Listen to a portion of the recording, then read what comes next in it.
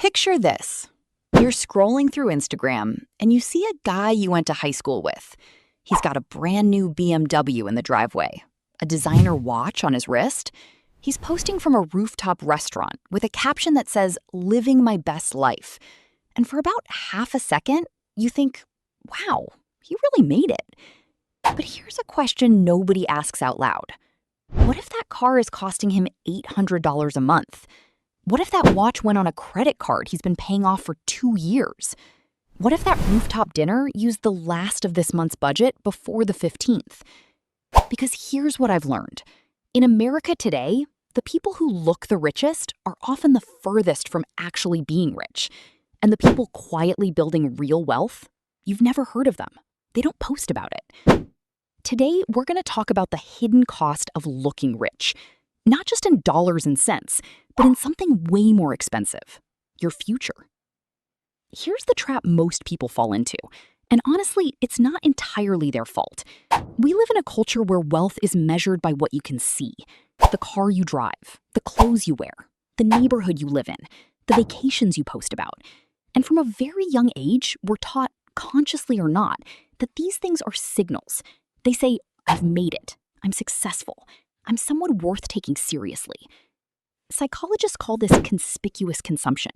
It's the idea that we buy things not just for ourselves, but to broadcast our status to other people. And it's been around forever. But in the age of social media, it has been turned up to 1,000. So people spend. They spend on things they can't really afford, to impress people they don't really know, to feel a sense of worth that fades about 48 hours after the purchase.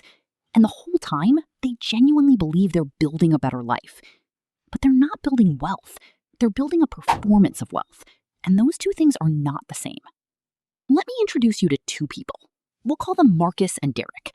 Marcus makes $75,000 a year.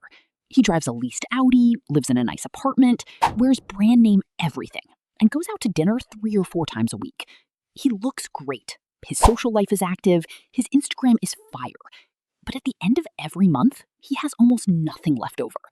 Sometimes he's dipping into savings. Sometimes he's carrying a balance on his credit card. He's not investing. He's not building anything. He's maintaining the image. Derek also makes $75,000 a year. He drives a used Honda he paid cash for.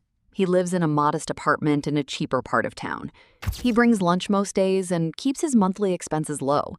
He doesn't post much.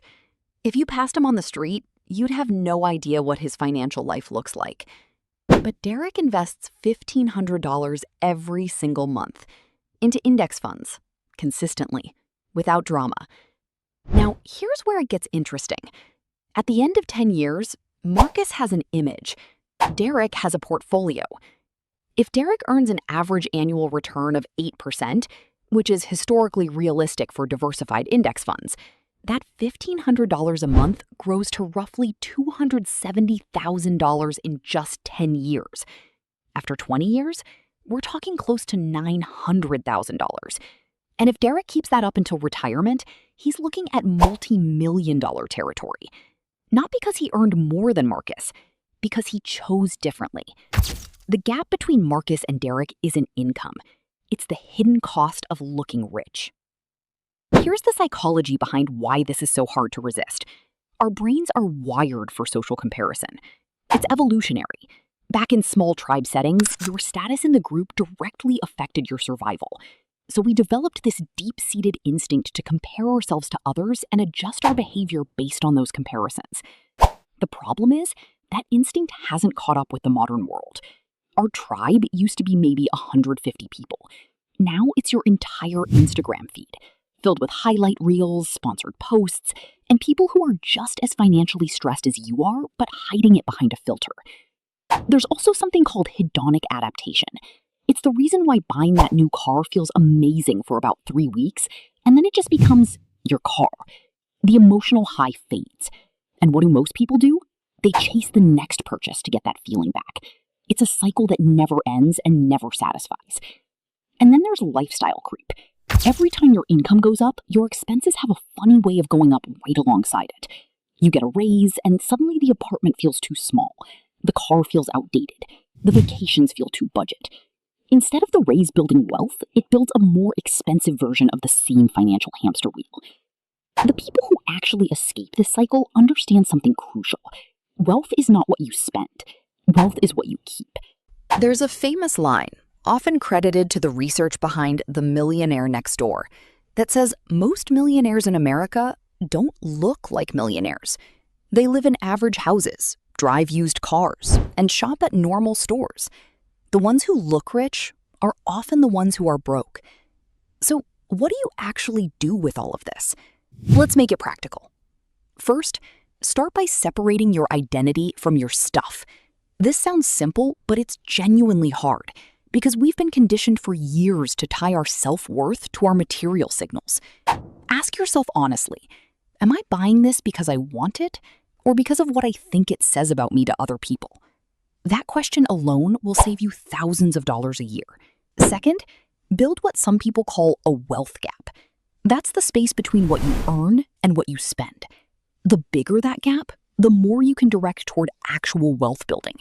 Investments, savings, assets that grow while you sleep. You don't need to make more money to do this. You need to spend less than you make and put the difference to work. Third, make your money invisible before you can spend it. Set up automatic transfers to your investment account the day you get paid. When you never see it in your checking account, you never learn to miss it. This is called paying yourself first, and it's one of the most powerful habits in personal finance. Not because it's complicated, but because it removes the decision from the equation. And fourth, redefine what success looks like for you. Not for Instagram, not for the reunion, for you. Real financial success isn't a car payment or a watch.